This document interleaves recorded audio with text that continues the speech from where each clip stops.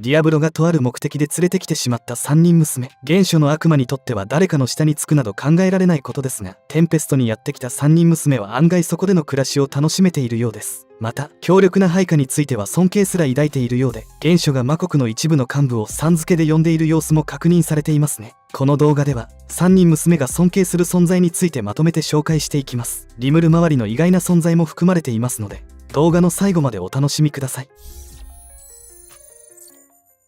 鬼軸世界において強さの象徴として描かれることが多い悪魔。その中でも創世の時代から存在し、悪魔界の頂点に君臨し続けてきたのが原初の悪魔と呼ばれる存在ですね。そんな原初たる3人娘がテンペストにやってくる前の悪魔界での立ち位置について振り返りたいと思います。そもそもテスタロッサはヴランとして知られ、東の帝国を裏から操るほどの知力と影響力を持っていましたよね。彼女は紅に染まる湖畔事変と呼ばれる恐ろしい事件を引き起こし、一つの国を文字通り血の海に沈めた過去があるのです。この事件は過去ヴランが支配していたシルベリア王国という小国で起きた事件。そのシルベリア王国の第一王女であるブランシェという女の子がきっかけになって起きてしまったエピソードとなっています。ブランシェはヴランを初めて見た時に心を奪われ、人ではないと気づきつつもお姉様と慕うようになり、ヴランにとって初めての友になった存在。ただブランシェは陰謀に巻き込まれ、その友のためにヴランが引き起こした事件というのが紅に染まる湖畔事変というわけですね。ヴランはたった一人でその国の軍隊を壊滅させ、王族を皆殺しにし、国土を赤い湖へと変貌させていたのでした。その光景はまさに地獄絵図であり、ヴランの冷酷さと圧倒的な魔法の威力を示す象徴的なエピソードとして鬼軸世界内で語られており、ヴランという名を聞いただけで本編でもこの事件を連想し震え上がる兵士を多く存在するほど、この事件を知るだけでもヴランがいかに恐ろしい存在であるかがわかりますね。もう一人の原初、彼らはジョーヌとしてただひたすらに強者との戦いを求めて破壊の限りを尽くしていました。戯れに破壊を繰り返す悪魔の被害者にはリムルと同じ魔王であるレオン・クロムウェルが巻き込まれていたのです。レオンが治める黄金鏡エルドラドに対しジョーヌが爆撃を続けたことにより、その破壊行動がレオンのせいにされ2つ生で増えるという迷惑っぷり。倒せるわけでもないので防戦一方になるのも仕方ないですが、なんとも不憫ですね。ジョーヌは悪魔界において手当たり次第に強そうな悪魔に戦いを挑み、その全てを粉砕していそうと思わせるほどの人物だったのでしょう。そしてウルティマはビオレとして陰湿で残忍な拷問や毒の扱いに長け、悪魔界でも最も関わりたくない存在として恐れられていました。他2人に比べアニメや OVA でも出番が多く、彼女の存在は知っている人も多いですよね。ビオレは敵をただ殺すのではなく、徹底的に苦痛を与え、絶望の中で死に至らしめることを好んでいました。テンスラ初の映画であるヒーローの絆編では、ラージャ小和国という小さな国の王族に対しビオレはティアラを貸していました。このティアラには魔力が込められており、ティアラの力を使うことで鉱山の毒などを中和することはできますが、代償として命が蝕まれていくという代物でした。ビオレは奇跡を授けた女神として崇められていましたが、彼女の狙いは何百年もかけて一族の魂を侵食し、自分のよりしろとして育てていたようです。そんなビオレの無邪気な笑顔の裏に隠された残虐性は他の悪魔や魔王ですらドン引きするレベル。 OVA のコリウスの夢でもゴミは消えちゃえと笑いながら自分の配下をほふる姿は印象的ですね。そんな長い年月を生き抜いてきた3人娘は悪魔界において誰かの下に下る必要が全くありませんでした。自分たちこそが絶対の強者であり、他者に従うという概念すら持ち合わせておらず、孤高の存在であった3人娘ですが、テンペストに加わってからは状況が一変したのでした。リムルを筆頭に様々な魔国の住人たちと関わりを持つことになり、これまでの彼女たちの常識が次々と打ち砕かれていくことになります。かつては自分より弱い存在に興味すらなかった原初たちが、なぜ他人に対し尊敬や敬称を付け呼ぶようになっていくのか。そこにはただ強いというだけでは測れないとある関係があったのでした。ここからはそんな3人娘が尊敬し、時には畏怖すら抱く存在について紹介していきましょう。3人娘の運命を変えた張本人、それがノワールことディアブロ。ディアブロはリムルのために優秀な部下を集めるという名目で悪魔界に帰還し、3人娘を力ずくで勧誘していましたよね。彼女たちからすればかつては対等な原初であったはずのディアブロに対する不満は計り知れませんね。自分たちをスカウトしてきたディアブロに対する複雑な感情、そして何よりディアブロのリムルに対する異常なまでの執着と自分たちへの雑な扱いには常々苛立ちを隠せないようでした。ディアブロにとって3人娘はあくまでリムル様のお役に立つための駒でしかないということ。彼女たちがどれほどプライドを持っていようとディアブロにとっては知ったことではないのでしょうね。3人娘はディアブロからリムル様の素晴らしさを延々と語り聞かされ、少しでも反抗的な態度を取れば即座に粛清される日々。悪魔界の頂点に立っていた彼女たちが同格であったはずのディアブロにいいように扱われる屈辱を味わうことになったのでした。実際ディアブロはリムルにより受肉したことと名を与えられたことで3人娘に比べ圧倒的な戦力を有していましたよね。しかしそのディアブロに名を与え従えているリムルの存在が彼女たちの不満を好奇心へと変えていったのも事実。ディアブロがどれほど狂信的にリムルを崇拝しているかを見るにつけ、彼女たちもそこまでさせるリムルとは一体何者なのかと興味を抱かずにはいられなかったのでしょうね。とはいえ日々の業務やリムルをめぐるポジション争いにおいてディアブロは常に彼女たちの前に立ちはだかる高い壁、特にテスタロッサはディアブロの有能さを認めつつもその変態的なリムル愛には呆れ果てています。リムル様第一主義のディアブロには3人娘の不満などを構いなし、悪魔界の頂点たちもこの変人悪魔には振り回されっぱなしなのでしょうね。言わずと知れた最強の魔王にしてルージュ・ギー・クリムゾン、彼に対する3人娘の感情は尊敬と畏怖が入り混じった複雑なものとなっているようです。そもそもギーは原初の悪魔の中でも頭一つ抜けた実力を持っており、3人娘にとって越えられない壁として君臨。長い悪魔界の歴史においてギーの力は絶対的であり、誰もが恐れる存在です。特に彼らは過去に何度もギーに戦いを挑んでは敗北し、捨て台詞を吐いて逃げ出すということを繰り返しているのでした。負けず嫌いな彼らが何度も挑むこと自体が異常ですが、それでも勝てないギーの強さは底知れませんね。何度も挑むその不屈の闘志は称賛に値しますが、相手が悪すぎると言わざるを得ません。テスタロッサもギーの実力を認めており、ギーがテンペストを訪れた際には普段の余裕ある態度を崩し警戒を強めていました。あの冷静沈着なテスタロッサが緊張する相手というのは非常に珍しいこと。テスタロッサはギーの知略と戦闘力の両方を高く評価しており、彼と敵対することは極力避けたいと考えているようです。一方でギーの方も3人娘、特にテスタロッサの知略と実力を高く評価しています。ギーはそもそもテスタロッサのことを高く評価しており、ディアブロから話を聞いてブランが名を授かり受肉していたことを知った時、あの城が誰かの下についただと多少の焦りとディアブロのせいと知った時に呆れ顔を見せていましたね。最強の魔王すら驚愕させる3人娘の進化、悪魔界の頂点に立つ者同士の緊張感あふれる関係性は見ていてハラハラしませんか？ギーと3人娘の絡みは今後どう描かれるか非常に楽しみですね。テンペストにおいて3人娘が最も驚愕し尊敬の念を抱いているのが第一秘書のシオン。先述した通り彼女たちはディアブロの実力は認めていますよね。しかしそのディアブロのことを第二秘書や茶坊主と呼び、あろうことか物理的に頭を叩いてボコボコにするシオンの姿を目撃してしまうのです。原初の悪魔であるディアブロに対し一切の遠慮なく実力行使に出るシオン。その様子を見た3人娘はただただ驚愕し、シオンに対し尊敬の念を抱くようになっていくのでした。悪魔界の常識では考えられない光景を平然とやってのけるシオンに対し、3人娘は自然とシオンさんとさん付けで呼ぶようになっていくのです。自分たちが手を出せないディアブロをいとも簡単に制圧するシオンは彼女たちにとってある種の英雄に見えたのかもしれませんね。シオンがディアブロの頭をスパーンと叩き、リムル様の邪魔をするなと怒鳴りつける光景は3人娘にとって驚きの光景でした。何せ自分たちと同じ原初として君臨していたはずのディアブロが頭をひっぱたかれているのですから驚きますよね。さらにシオンの強さは物理的なものだけではありません。彼女の持つユニークスキル、裁く者は結果を強制的に書き換えるという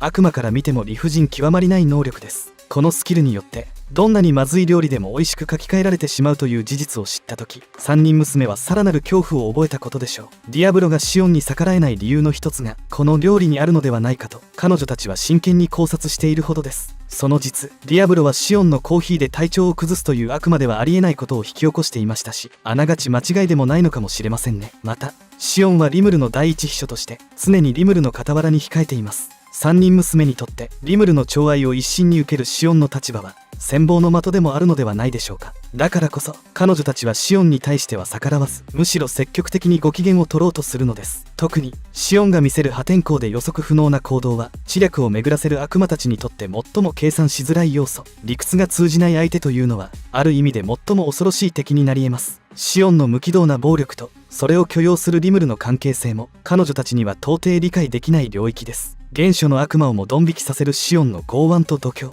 それに加えて料理はリムルでさえ逃げるほどの兵器と呼べる代物です。3人娘がさん付けで呼ぶのも納得の、まさにテンペストの裏ボスと言えるのではないでしょうか。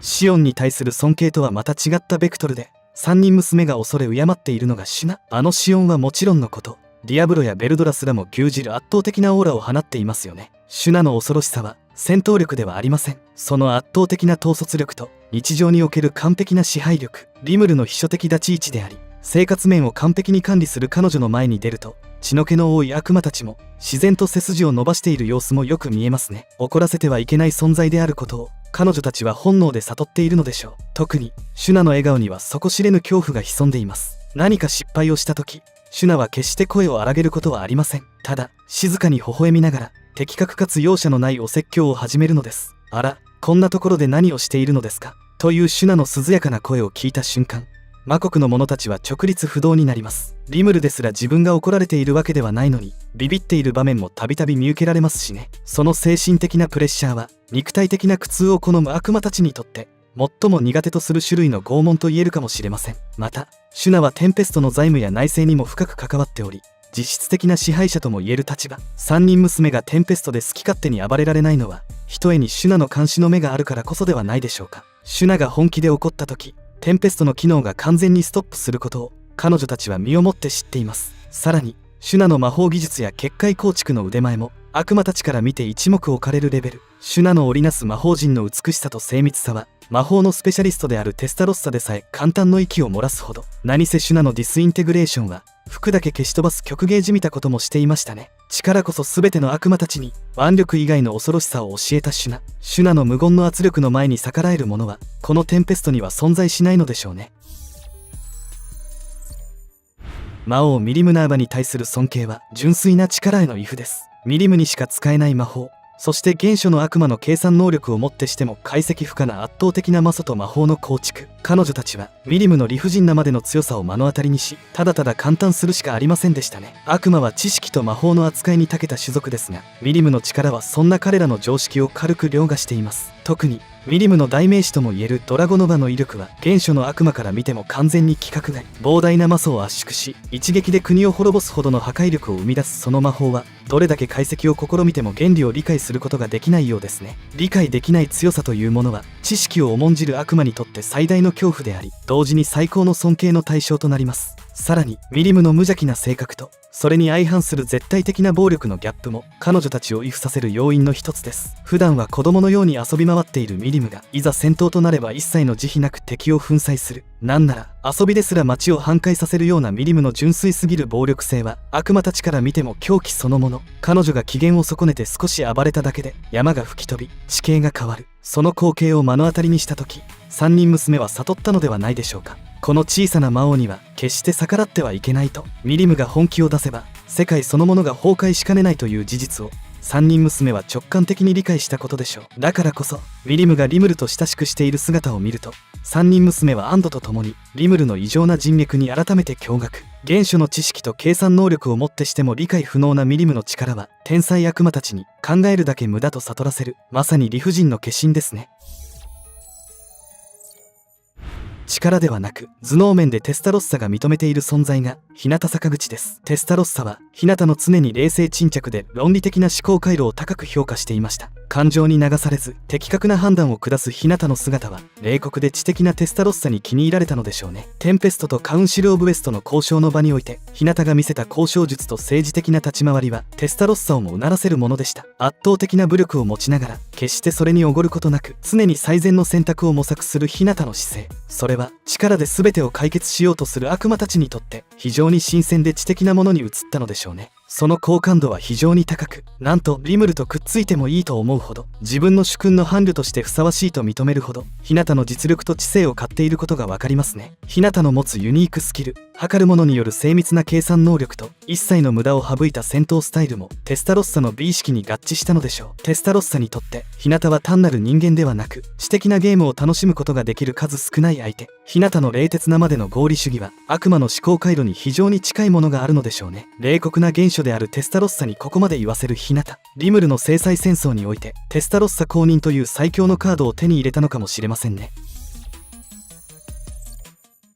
ベルドラを筆頭とする4体の竜種に対しても三人娘は別格な存在として認識していました。その圧倒的な強さや規格外の魔素量は原初の悪魔から見ても明らかに格上の存在。世界に4体しか存在しない粒子はまさに世界の断りそのものと言っても過言ではないのです。しかし3人娘はただ畏怖するだけでなく、やられっぱなしはムカつく様子。帝国戦においてテスタロッサはベルグリンドの圧倒的な力の前になすすべなく敗北。しかしテスタはそこで心を折られることなく、むしろ次こそは勝つという強烈な闘争心を燃やしたのです。あの灼熱の竜、次は必ず私が焼き尽くして差し上げますわと静かに微笑むテスタロッサ。相手が粒子だろうと関係なく勝ちに行こうとするのですから、悪魔はやはり傲慢ですね。特にベルドラに関してはテンペスト内で気さくに接しているものの、その底知れぬ力に対する警戒は怠っていません。絶対的な格上と分かっていても、やられたら何とかしてやり返すのが原初の悪魔。粒子相手にも噛みつく彼女たちの負けん気には清々しさすら感じますね。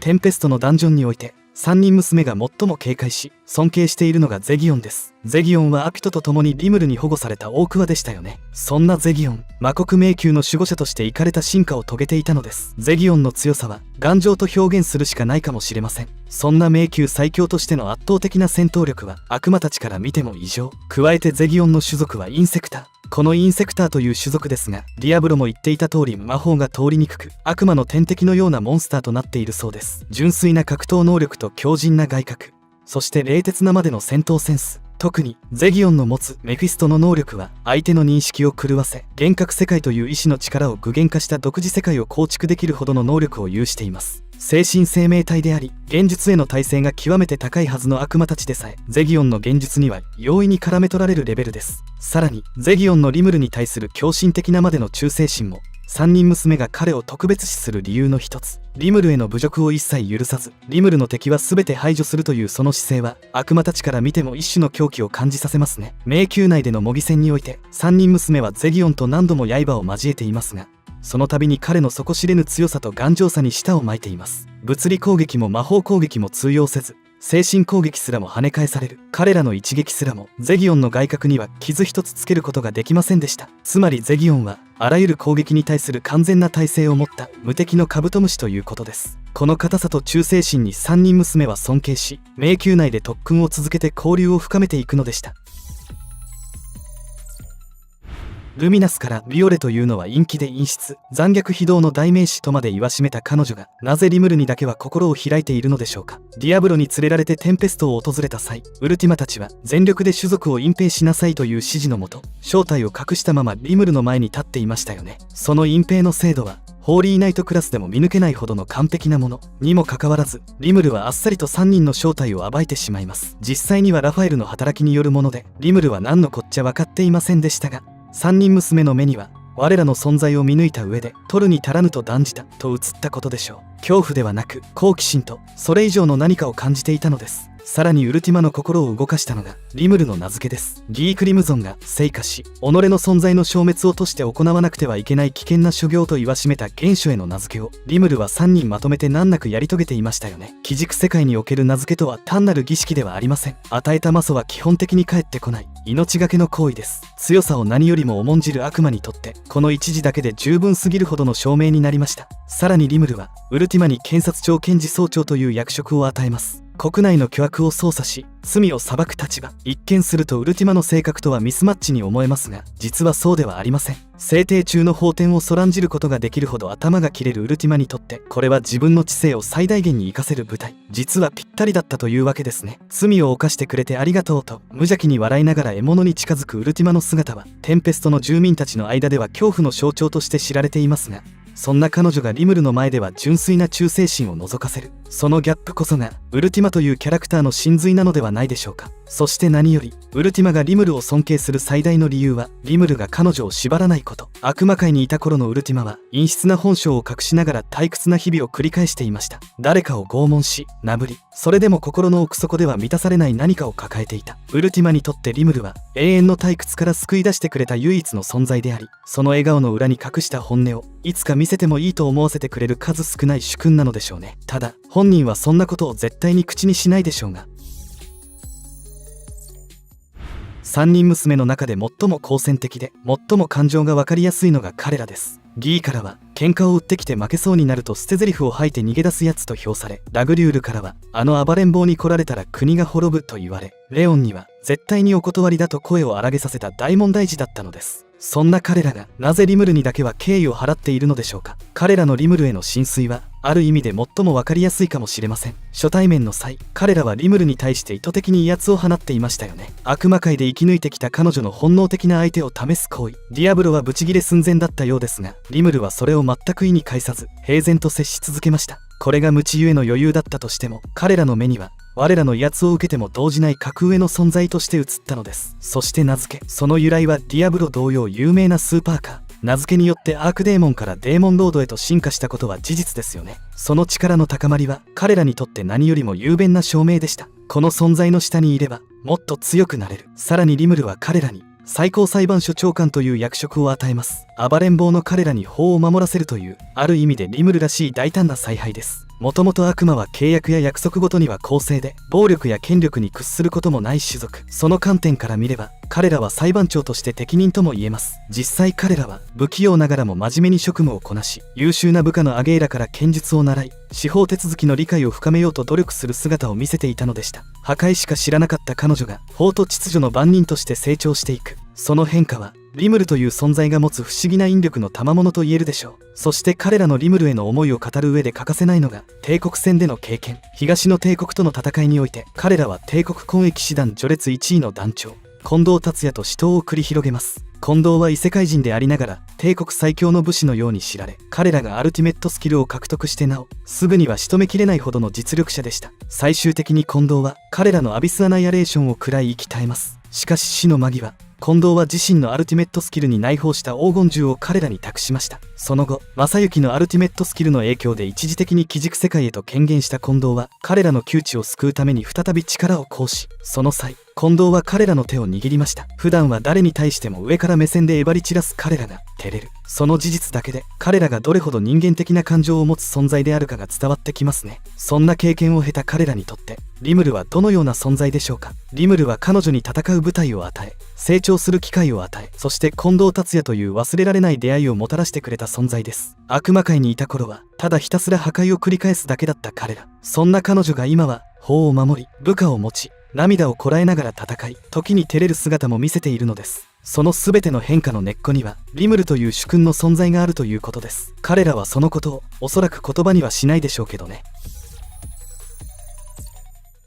三人娘の中で最も誇り高く、最も複雑な内面を持つのがテスタロッサです。原初の中でも誰かの下につくのは考えられないと義意に言わしめた彼女がなぜリムルに永遠の忠誠を誓うに至ったのか。まず触れなければならないのがテスタロッサの初対面の言葉です。リムルを目の前にした瞬間、テスタロッサはこの目であなた様を見た瞬間から胸のときめきが収まりませんのと発言しました。これは単なる社交辞令ではありません。誇り高きテスタロッサが初対面の相手にこれほどの言葉を口にすること自体が前代未聞の出来事。なぜそうなったのか。その理由の一つとして考えられているのが魂の色の問題です。悪魔のような生命体は相手の魂の色を見ることができることをご存知ですか。色によってそのものの性質がわかるとされており、例えば紫は残忍、緑は生真面目というように。しかしリムルの魂は他の誰とも違う特異な輝きを放っていました。リムルが魔なる魔王へと進化する際、その魂は原初を彩る七色に点滅したといいます。テスタロッサはその輝きを誰よりも鋭敏に感じ取ったのかもしれません。誇り高き悪魔の本能がこの存在は特別だと告げていた。そしてリムルはテスタロッサに外交武官という役職を与えます。精密な魔力操作と高い技量、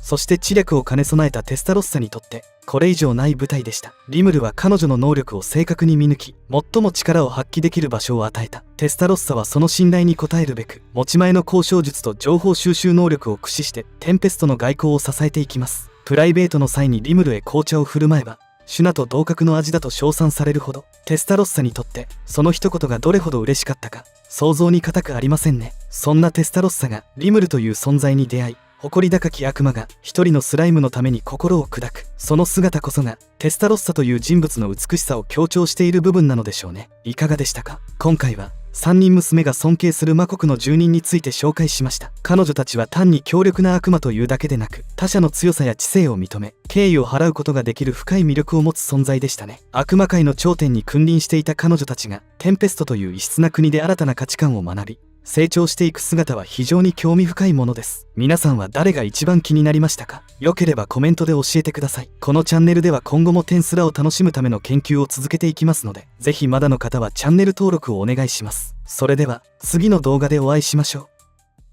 The manga version of the Foreign Festival is finally coming to an end. This time, I'll explain and add some details about the parts that were left out, focusing on the resolution of the conspiracy hatched by the Rotz family, and I'll also touch on the expressions and overexposed parts that are unique to manga.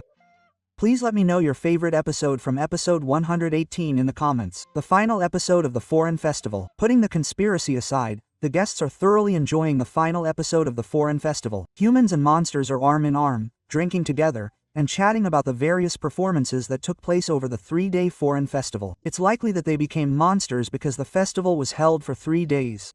Another reason may be that all the shops in town are offering free food on the final day.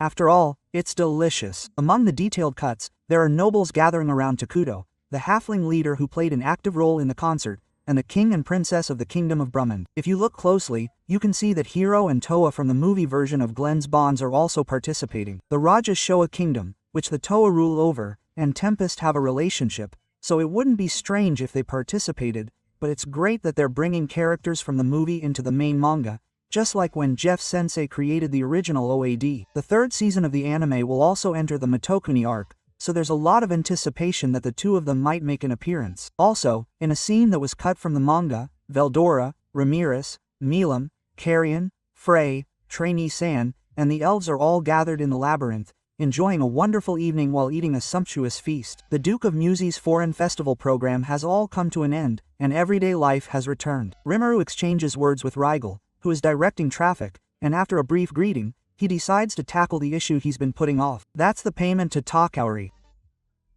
It's not like he's just following the rules of the Council of the West, but with the help of Dwargan's Gazelle and Sarian's Elmesia, the payment of the Dwar money to the ice has already been completed.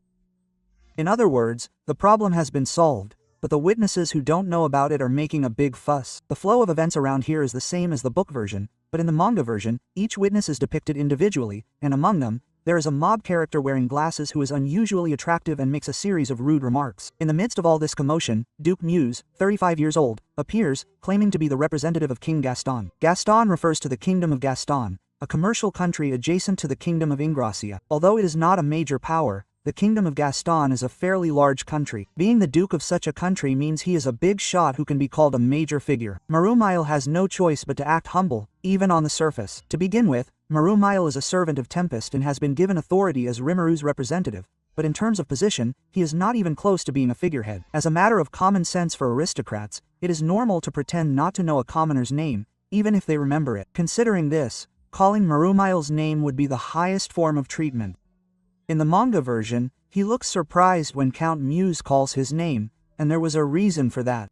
However, even the Duke of Daiko cannot resist the Rosso clan, which is gradually taking control of the Western countries. That's right, it is Muse who took the initiative to launch the plot after being confronted by the elder of the Rosso clan to repay Demon Lord Rimuru's favor. Incidentally, it seems that success will grant him the position of Gotero, said to be at the top of the world. The reason why Muse was relieved, although a bigger figure than expected had appeared, Rimuru had been observing Mirmiles and the others from the shadows. When the timing was right, he appeared before the witnesses with his friends. Under pressure from Rigordo, some of the witnesses bowed their heads, and although the unimaginable scene remained quiet, Duke Muse showed no signs of impatience. The reason is as follows. Violence that gathered reporters. In addition to merchants, it seems that Duke Muse gathered reporters from various countries by giving rein to witnesses other than his own children in order to write an article about Rimuru's inability to pay. Also, gathering so many reporters was probably also meant to ensure his own safety. The plan's collapse. As I mentioned earlier, all of the Dwar gold coins for payment have already been counterfeited, so Count Muse's work will end in ruins. The total number of gold coins prepared at this time was 4,000. In both the book and manga versions, Gerudo brought them, but in the manga version, Gerudo makes a humorous comment about how difficult it was to transport 4,000 coins without breaking them. Incidentally, Duke Muse became anxious the moment Rimuru prepared to convert the Dwar into gold, and his poker face collapsed. In the manga version, he nastily demanded that the merchant outside the country convert the prepared gold coins into counterfeit ones, leading to a breakdown in front of Hikarimuru, who suspected them to be counterfeit. In the end, he held back because of the reporter's presence, but even if he did carry out the plan, it would be impossible either way, as So, who was watching from the shadows, would find out. Count Muse, still not giving up, tries to use the authority of the Council of the West to sell Rimuru the coins, but this is also meaningless. Rimuru had certainly expressed his desire to join the Council of the West, which unites the Western countries. However, participation is not absolutely necessary for the following reasons. If you want to do business with merchants from other countries, you can do so through the Freedom Association. You can also make individual agreements with countries with which you have exchanges, such as Dwargon and Bloom. Tempest, which has become the center of a huge economic power, can attract people even without joining an organization. As a side note, one of the major powers, the Sorcerer Dynasty Sarian, is not participating in the Council of the West. In other words, there is absolutely no need to participate. Thus, Muse's final project also ended in failure, and he was embarrassed in front of the reporters he had called and lost customers. Incidentally, in the manga version, he was even more despairing because one of the reporters, who was under Diablo's influence, had overheard his remarks about counterfeit money. After that, the merchants who had agreed with Muse tried to turn their backs on him and say, "We will continue to work together," but it ended in failure. This is because they had been suspicious of Tempest and had flatly refused to pay in ancient gold coins, which was the general plan proposed by Mermail. It is only natural that they would have no intention of dealing with such a person in the future. Therefore, the merchants who participated in this commotion will be allowed to enter Tempest, but will not be able to do business there. Incidentally, in the manga version, when Rimuru told the merchants about this, in contrast to Benimaru and Shien who were confused, Diablo looked downcast. This means that he was the only one who understood Rimuru's intentions. In the first place, it was Diablo who told the reporters not to hide anything and to accurately disclose the information, and it was thanks to the advice of Elmisia and Gazelle that he came up with this plan. Even Diablo thanked the two of them, saying that he still had a lot to learn. After the commotion in the world of reflection had died down, Rimuru gathered the executives and reported to Gazelle and Elmisia, who had cooperated with the reflection meeting. The reactions of the two who heard the report at that time were as follows. Gazelle, not angry, but with a look of astonishment. Elmisia, if you get hit, the right thing to do is hit back. Looking at it this way, Elmisia is more like a light warrior. Elmisia also thinks that Rimuru is thinking ahead. What this means is that Rimuru has no intention of serving under the Council of the West, but wants to build an equal relationship. It may seem that Rimuru and his friends' participation in the Council of the West is hopeless after Duke Muse's plan failed this time, but that is not the case. This means that someone higher than Craftsman Muse will emerge. In other words, another negotiation session will be held. It seems that Hermesia has read Rimuru's thoughts up to this point. In the midst of this serious exchange, Diablo goes berserk. When Diablo says something like, "I will take over the entire Western nations," like a final boss, Rimuru refuses and takes him all at once. At that point, Shien and Shabozga quickly pursue him. Diablo looking depressed is a rare scene that is not in the manga. Hermesia and Eren during the reflection phase, Hermesia and Eren chat informally with each other, and the two look so similar that they could be mistaken for the Eren sisters, but that's because they are comrades. In other words, it seems that Eren's father, Craftsman Ellard, is Hermesia's uncle. However, no matter how much of a servant he is, the opponent is Gazelle, the heavenly Elmisia, and his father, Ellard, is not paying attention, and the place where the two are chatting is in another country. Therefore, Ellard hurriedly warns them, but Rimuru, who is attacked in return, seems to have thought that it might be dangerous to mix them up, as they are out of breath, and he joins Ellard. Incidentally, the knights who protect Elmisia were also surprised to see the two interacting, and it seems that the flustered Ellard laid out a tourist guide, and the conversation changes from the magic train reflection circle to a discussion of technology with Sarian. In the flow of the conversation with Elmisia, the topic of conversation comes up regarding the magic train Dwargon, which is currently being developed in Tempest. This train, which uses the final spirit magic of the government engineering as its power source, will eventually be open to the Western countries as well as the Eastern Empire, and will travel around the world. However, at the moment, the development of the main body is not going well and it is still unfinished. Therefore, Rimuru decides to ask Elmisia, an expert in magic science, to fight. Rimuru's aim is to create a magic technique that controls the spirit magic horn using magic science. With the cooperation of Sarian secured, the development of the magic train will progress rapidly, thanks in part to Hermesia's enthusiasm. After all, even though it's for the train, she readily agreed to allow passage and conduct an investigation within Sarian. Incidentally, Ellard looked gloomy as the matter continued to grow. Cooperation. The topic of conversation continues to be the magic train. In the manga version, Yumu and Myuran's wife appear from the new kingdom of Farmanas. They offer to cooperate in the development of the magic train. In response, Rimuru instructs them to gather those who have failed in their work. Myron wanted to shorten the rails on which the magic train will run, so she readily agreed.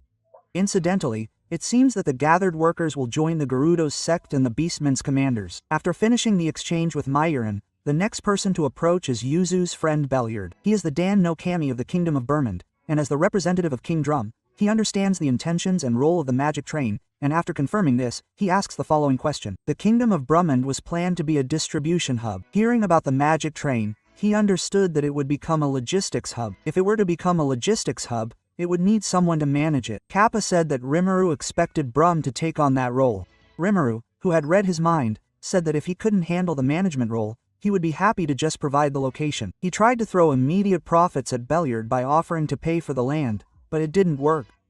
Belliard was surprised at his intelligence and foresight, thinking that becoming a distribution hub would be more profitable.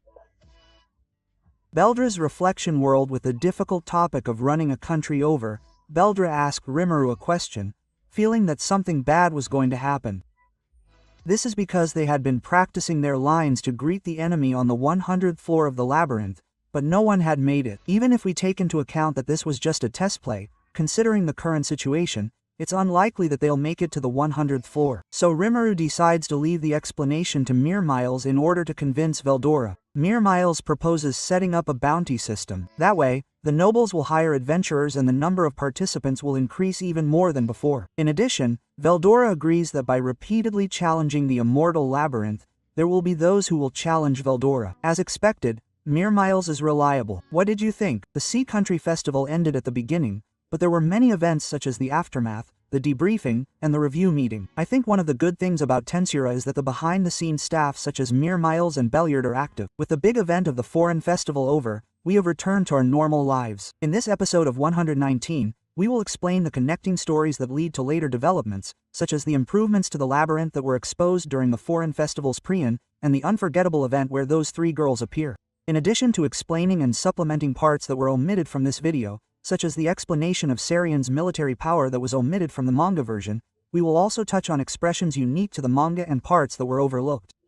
Please let us know your favorite episodes from episode 119 in the comments. Salian's military power. Salian has a semi-final night. Megas is a group of warriors made up entirely of those who have regressed to Furuyoshi, and boasts the strongest fighting force in Salian. They possess a large number of flying lines, making them highly maneuverable, and when Siltroso withdrew its forces from the northern lands to attack Ruberios, half of the Magus were dispatched on flying lines to meet the demons rampaging in the north, and when Elmisia visited the Sea Country Festival, they accompanied the Emperor as guardian knights on flying lines carried by the Guardian Dragon King. Their fighting power is said to be comparable to that of the Crusaders of Ruberios, and it seems that there are some beings with considerable ability, including Elmisia. Furthermore, they possess homunculus, and have inherited advanced magic theories, and are also conducting their own research and development. As an aside, it was revealed in an interview with Janu in the game app Mariu that Salian's homunculus technology is a super technology that even Janu is satisfied with. Next, let's talk about the three idiots that Sarian is proud of. They are human gunners who serve as the vanguard of the Cabal Three Idiots party, and they are dangerous guys who have a habit of poking around in monster nests. In terms of their role, Cabal is technically the party's representative, but that role tends to be taken over by Ellen, the princess who is the captain of the guard, so there is no particular reason for this. Cabal is actually a member of the Magus of Sarian and is quite skilled, but he usually restricts his power with a magic ring. At least the Great Sage's appraisal was unable to reveal his true identity, so this shows the level of Sarian's magical skill. Furthermore, it is said that even moving one Magus will affect the Black Defense, so it is impossible to move them immediately, and the fact that he has the two Cabal idiots accompany Ellen on her adventures shows that Ellard is a kindred spirit. Also, it seems that Cabal is ingrained in the adventurer's life, as he was happy to obtain the unique weapon, the Tempest Sword, during the Labyrinth Prion event. Like the thief Cabal of the Guido Idiot Party, he is a knight who belongs to the Magus and serves as Ellen's bodyguard. It is unclear whether this is to give off a thief vibe or whether she was always like that, but she has a distinctive cheap way of speaking, and Rimuru puts her in charge of windbreaks. Thanks to him, she was able to spot traps during the labyrinth exploration and collect treasure chests smoothly, showing that she is excellent despite her usual behavior, and we can also see that she is enjoying the life of an adventurer. She also seems to have a side to her as a handyman, performing acts to advertise healing potions and rest areas. Aren is a first-year high school student in the party, and her true identity is the daughter of Errol Grimwald, a carpenter from the sorcerer dynasty of Sarian. Her real name is Elian, an elven woman who usually hides her elven ears with magic potions. She is a cousin of Elmesia, a detective from Sarian, and they are as close as sisters. As you can see from this, she is originally a person of noble status. Eren, who fled her country to become an adventurer, has a naive personality, and although she is selfish towards the expensive Cabal and Guido, she does not give off the impression of being an aristocrat and is skilled at communicating. Her role in the party is to play the role of the female sergeant, and she specializes in elemental magic among damage dealer magic, and can use magic such as stone shot and fireball, and when she participated in the labyrinth conquest in the main story, she demonstrated the icicle shot that she used in the battle against Ifrit. Rimuru, who had been infected with the battle in the labyrinth, was surprised at how much Eren had grown, and said that the current Eren and the others could fight against Ifrit from back then. Problems with the dungeon and improvement proposals. After the labyrinth's pre-opening at the Foreign Festival, Rimuru and the others adjusted the labyrinth and opened it to the public, but the following problems were revealed in just a few hours. Challengers got lost without mapping the labyrinth. They were killed by D-rank monsters. They participated alone without thinking. They were killed by F-rank monsters that appeared on the first floor. They gave up due to hunger despite being warned to bring a large amount of food. It seems that the challengers' levels were too low compared to our expectations. We continued to monitor the situation after that, but after 3 days, no one had made it to the 5th floor. Rimuru and the others took this issue seriously, and called an emergency meeting with all the parties involved. Incidentally, it's easy to think that since they're earning the participation fee, there's no problem, but in the long run, if the adventurers lose their motivation, there will be no repeat visitors. If that happens, eventually no one will participate in the labyrinth. That's why they called an emergency meeting. Among the people who gathered due to these circumstances was the hero Masayuki, who had already been there before. After becoming Rimuru's subordinate, he played an active role as the public relations officer and authority figure for the labyrinth. It's also because he actually took on the challenge of the labyrinth that he was called this time. Since the problem has already been resolved in the manga version, let's explain what kind of exchange actually took place. First, Mermail's opinion is that they don't want to ease the difficulty level after just 3 days. This is because Mermail thinks that since they're making appeals through the free association, the number of adventurers from the mature league will increase in the future. Also, by introducing Mermail to the Dark Layer, who are running the Tempest, they've been spreading word of mouth in various places, which is why they've given their opinion on easing the difficulty level. In fact, many of the nobles are interested in the magic stones and materials that can be obtained in the labyrinth, so if they just wait like this, things will probably go as Mile says. Because of these opinions, Masayuki suggested that instead of significantly lowering the difficulty, they set up a tutorial on how to conquer the labyrinth. Furthermore, the tutorial would be an experience in the form of a mission, rather than an explanation. This was a proposal based on the idea that adventurers wouldn't understand if they were given a long explanation. This was accepted by Rimuru, and Masayuki's evaluation was onigiri. From this point on, Masayuki continued to come up with a number of problems and ideas to solve them, such as, there are no toilets, which is a problem. How about setting up a rest area on each floor? Time travel is not good for challengers. This was a proposal to set up a recording point that can only be used once. Also, as mentioned in the manga version, Masayuki also suggested that items such as recovery potions be dropped when monsters are defeated. In this way, all of Masayuki's ideas were adopted, and from there, Mirmile, who was in charge of the labyrinth's finances and management, fleshed things out by offering inns and meals at a higher price. The rewards for the dungeon were amidst the discussions on the more graphic topics of advertising the labyrinth's management and collecting fees, and on more Buddhist topics, Mermail set up a bounty system to attract the attention of the nobles. It was set up in great detail, and here's the rough translation.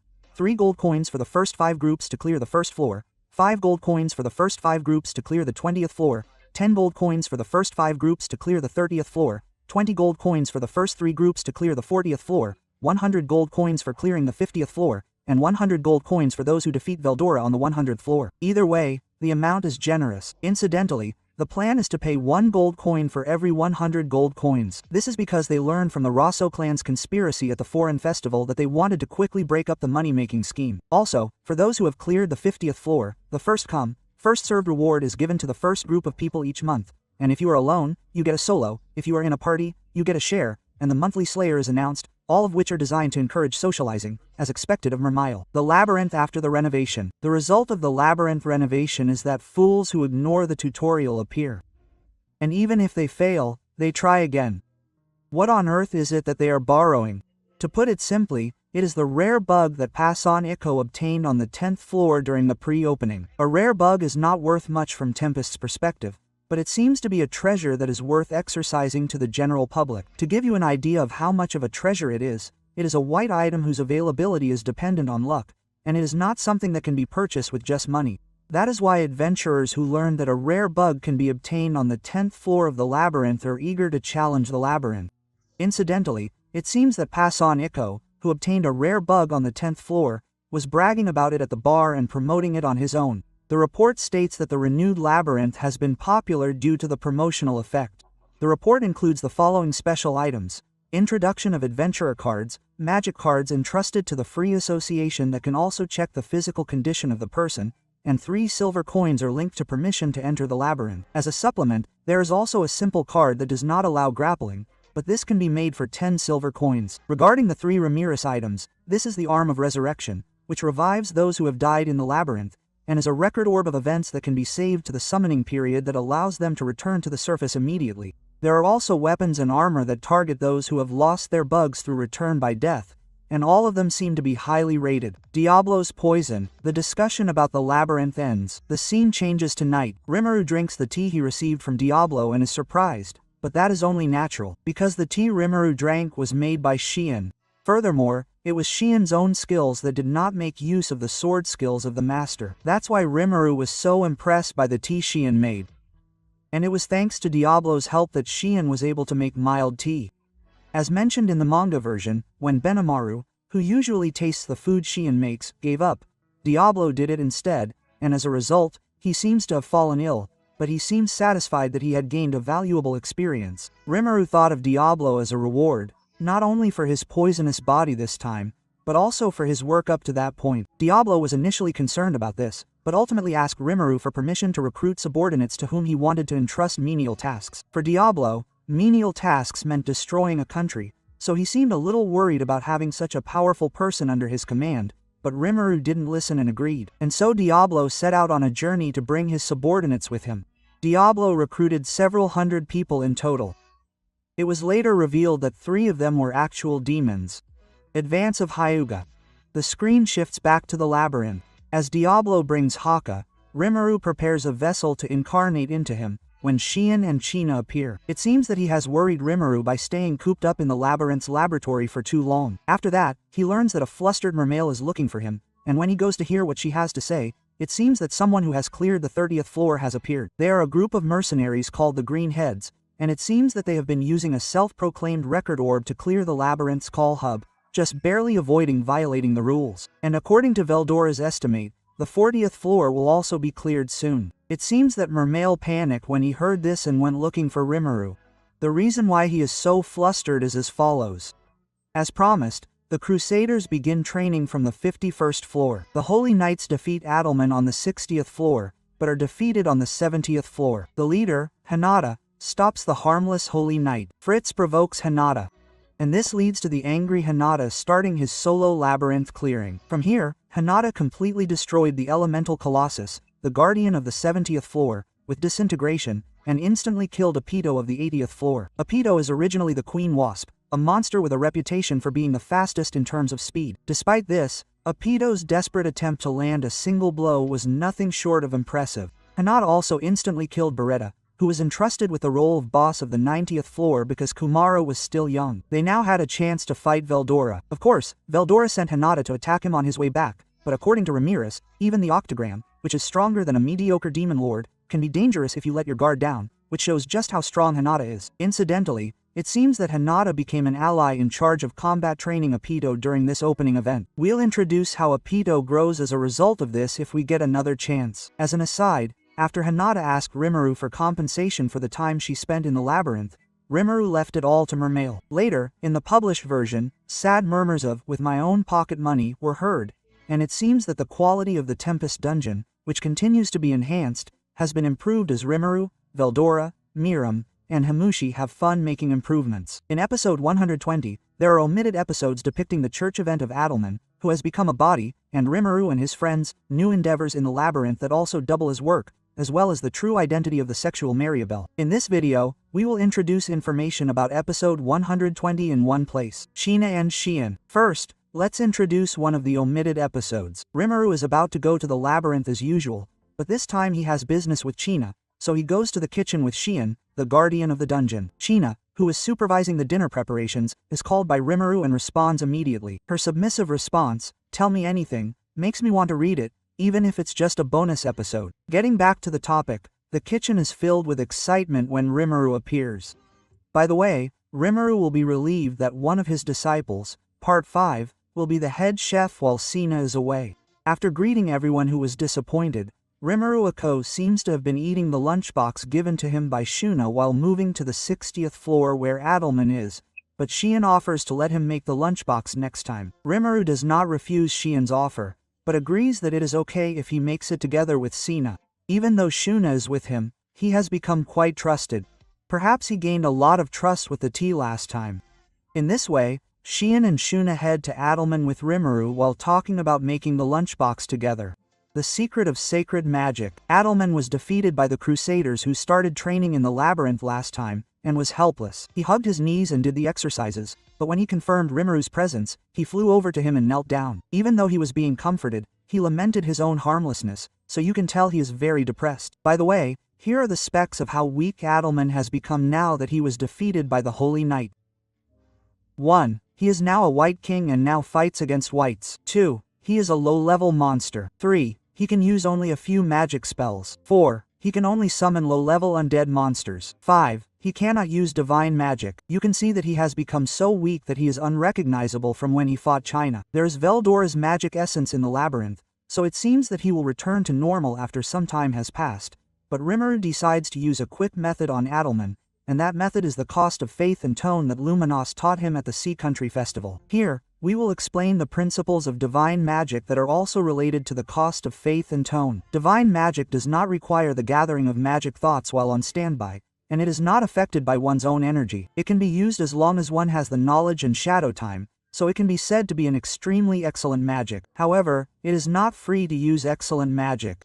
There is a condition that it can only be used if a contract with a god has been made, and the cost of faith and tone is required to make the contract. In life, Adelman was a proponent of the Luminos religion, which advances the god Luminos, and it seems that he was able to use that much sacred magic against China because he didn't give up his faith even after his death, but the current Adelman has turned against Rimuru. In other words, it's because the contract with Luminos, who lends him sacred magic, has expired that Adelman can no longer use sacred magic. This is hypothetical, but considering that even Hinata can't use sacred magic without Luminos, power, humanity, which relies on Luminos, the god and demon lord, could have been in terrible trouble if they had made one wrong move. Returning to Adelman, if he can no longer use magic because the contract has expired, he can simply make a new contract. That's why Rimuru taught Sheena, who uses sacred magic just like Adelman, the cost of progression and tone. Of course, he couldn't immediately change back from a white to a white king, but he grew stronger and was able to use sacred magic. It seems that Shuna was asked by Rimuru to help Adelman in his spare time. Perhaps Adelman's faith had become a bit of a hassle. Adelman's magic. Adelman has successfully become able to use sacred magic, but as a mere white, it seems that he will take damage if he fires the life attribute's sacred magic holy cannon. Adelman is willing to endure the slight pain, but Rimuru grants him even more power, as it will not be a fundamental solution. Its name is the Sacred Magic Holy Ray. This is an original magic devised by Rimuru, and is an attack magic with no attributes that belong to either holy or holy. Furthermore, if you can master it, the power of a single shot is said to be greater than that of Megiddo. In addition, Holy Ray has the following abilities. 1. Rapidly ejects. 2. Piercing attack. 3. Power less than disintegration, but the shadow duration is short. Incidentally, Rimuru described the difficulty of using it as high unless you have a high level of progress towards yourself. However, with Adelman's intense progress, it should be easy. Adelman's meaningful statement. It goes without saying that Hadalman's role is an honor. This is clear from the fact that Hadalman himself stated in the documents that he used summoning magic during his time as a king to summon immortals and crush them with his might. Rimuru realizes that it would be a mistake to let him fight alone and suggests calling in his comrades. That person is Albert, whom Adelman had known since before he died. Adelman happily accepts this, but before that, he makes an outrageous statement. Apparently, Adelman practiced martial arts in his previous life, and it would be different with a body made of bones. In fact, this statement is a kind of foreshadowing, but at this point, Rimuru doesn't fight the undead properly, thinking that their weakness is their physical attacks. In fact, This foreshadowing won't be resolved for quite some time, so there's no need to remember it at this point. However, if you do remember it, you might be surprised, so it might be a good idea to keep it in the back of your mind. This is after it was agreed that Albert, a former paladin with a special skill that allows him to fight against white people, would be in the vanguard. Adelman gives him a prototype consciousness series sword and armor jointly created by Black Bay and Garm, as Albert is currently absent. It's quite thick, but it actually has important blood vessels, and it's a white armor that no one else could handle. Originally, these parts were planned to be made into a series. However, it was discovered that the blood vessels were incapable of being handled by living humans, and when they were completed, Garm collapsed, causing a big problem. These parts, which have such memories and are unique in terms of their performance alone, could not be thrown away. Here are the names and performances of these cursed tools. 1. Sword of Performance. A bastard sword that absorbs the surrounding normals and the user's normals and adds them to attack power. 2. Cursed Sound Armor. A magic power dissipating wall is always activated, and it has high magic resistance and defensive power. However, it absorbs the owner's normals. In addition, a surcoat that Rimuru made as a samurai and has a heat-resistant body defense system was also made for Alberto. Incidentally, surcoats are a specialty item commonly sold in Tempest, but it seems to be ridiculously expensive. Although it is a very comprehensive item, Rimuru also gave Adelman a white item worth over 100 gold coins. The Jet Black Ordnance. The Jet Black Ordnance is a magic item with the special ability to regenerate itself even if it is torn. Strengthening Adelman and Alberto is for the purpose of strengthening the labyrinth for humans, but even so, he's being overly generous. In fact, it seems that Rimuru wants Adelman to welcome challengers as the guardian of the Urushi Kingdom, just like he did when he was the White King. For that reason, he had Ramirez help prepare a throne room for the guardian of the lacquer layer that Adelman guards. Also, although it was cut out of the manga version, Rimuru gave him permission to summon one of Adelman's pets. After confirming Gobta's survival and Milam's exchange with Adelman, Milam appears in a state of anger after learning that the dragon she had captured had been defeated by Hyuga. In addition, Gobta, who had been missing since the martial arts tournament, is dragged along in a battered state. It seems that after spending all his time in practical training, he eventually continued to fight Carrion and Midray. And here are the results of the training that everyone is curious about. 1. Stone communication with Ranga becomes perfect. 2. It is discovered that Gobta can no longer increase his magic power. However, since the problem of magic power can be solved by uniting with Ranga, Milam seems to have told him to hone his combat sense and battle sense. He is full of motivation despite being beaten up, and has even acquired the extra skill Sage. We can expect great things from him in the future. Labyrinth game. Once the usual group of people have gathered, Rimuru takes out a bear-like object to interfere with Team Ryokuren's labyrinth exploration, which was a problem in the previous episode. Normally, he would not intentionally interfere with a challenger, but due to Hyuga's labyrinth exploration, adjustments are currently being made on the 51st floor and below. Ryokuren has defeated the Tempest Serpent on the 40th floor, so it is only a matter of time before they reach the 51st floor. Several slime-related traps created by Rimuru Earthquake have been set up on the 49th floor. However, these traps are specialized for slowing down the opponents and do not have much killing power. That is why Rimuru directly suggested that Milam, Ramirez, and Veldora interfere. However, the only thing that will be discovered is cash, so he prepared an item similar to a Magatama. It is a pseudo-con and a black ball-shaped item called the Master Core. Here's what each one does.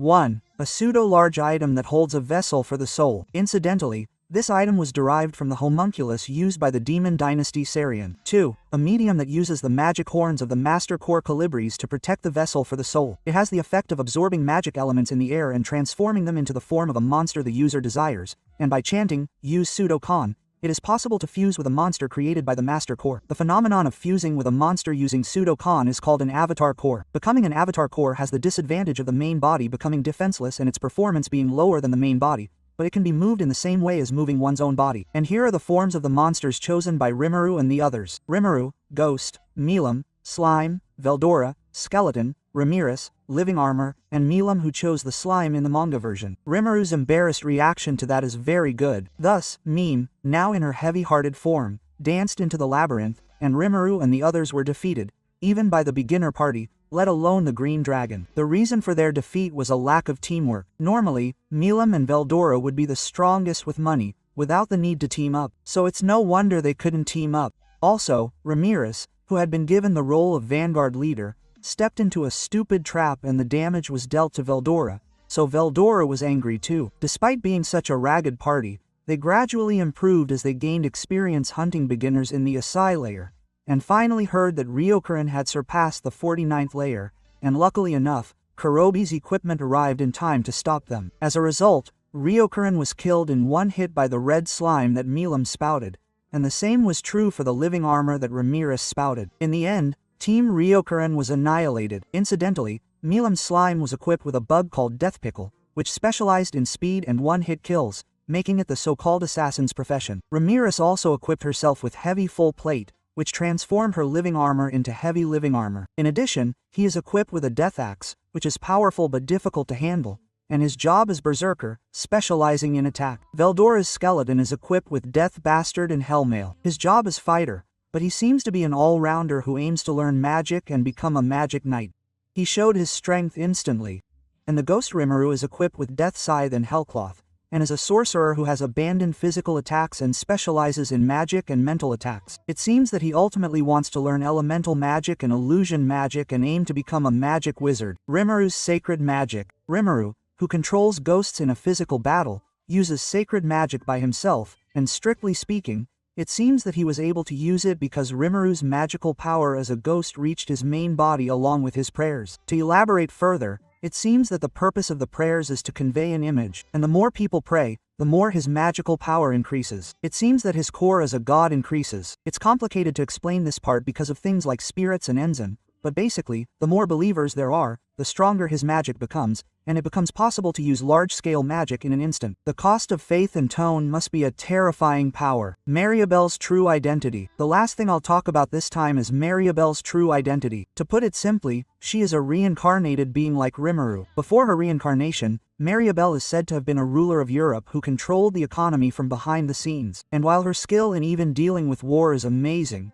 she has ended up creating various misfortunes through war. However, Mariabelle does not even question the happiness that was built on such misfortune, and she completely overthrows the heavens, showing that she was a spiritual person who only cared about herself even before her heavenly life. Mariabelle was reincarnated as a member of the Lot's clan, a unique skill that stimulates and controls people's desires when crossing paths. Having acquired greed, Mariabelle brainwashed people close to her, such as her parents, at the age of 3, and manipulated and controlled them as she pleased. Despite this, Mariabelle did not use Greed's sword skills against the Lot's clan's Super Granbelle.